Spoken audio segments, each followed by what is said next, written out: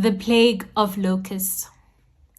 Then the Lord said to Moses, "Go to Pharaoh, for I have hardened his heart and the hearts of his officials, so that I may perform these signs of mine among them, that you may tell your children and grandchildren how I dealt harshly with the Egyptians, and how I performed my signs among them, and that you may know that I am the Lord." So Moses and Aaron went to Pharaoh and said to him, "This is what the Lord, the God of the Hebrews, says. How long will you refuse to humble yourself before me? Let my people go, so that they may worship me.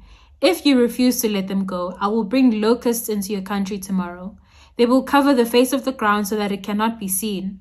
They will devour what little you have left after the hail, including every tree that is growing in your fields.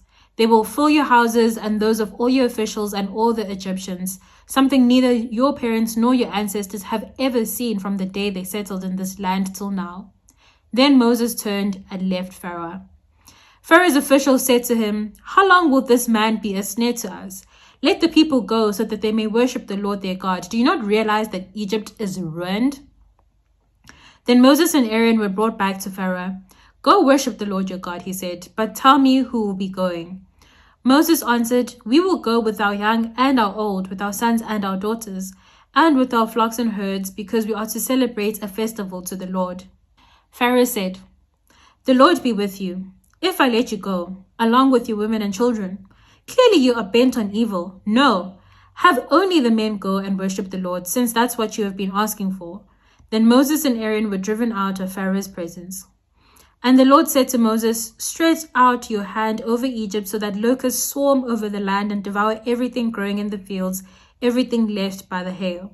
So Moses stretched out his staff over Egypt, and the Lord made an east wind blow across the land all that day and all that night.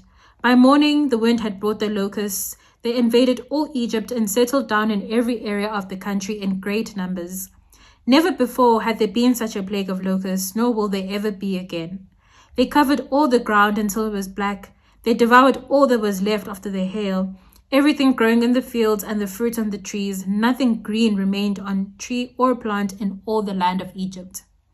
Pharaoh quickly summoned Moses and Aaron and said, "I have sinned against the Lord your God and against you.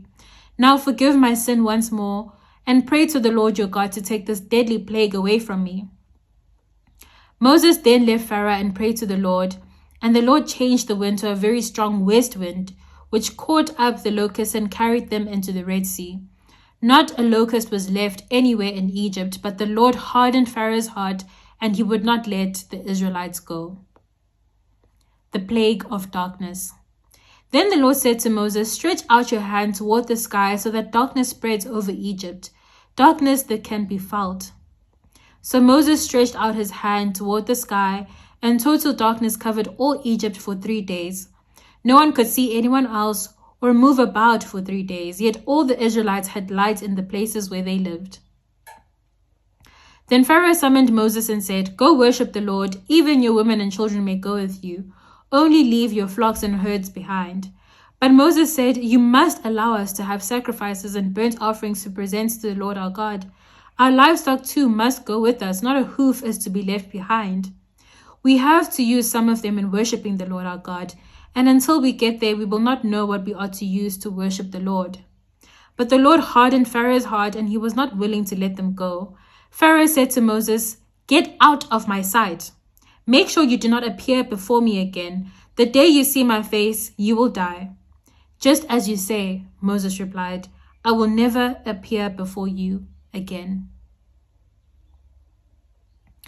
I hope this word has blessed you. That was Exodus chapter 10.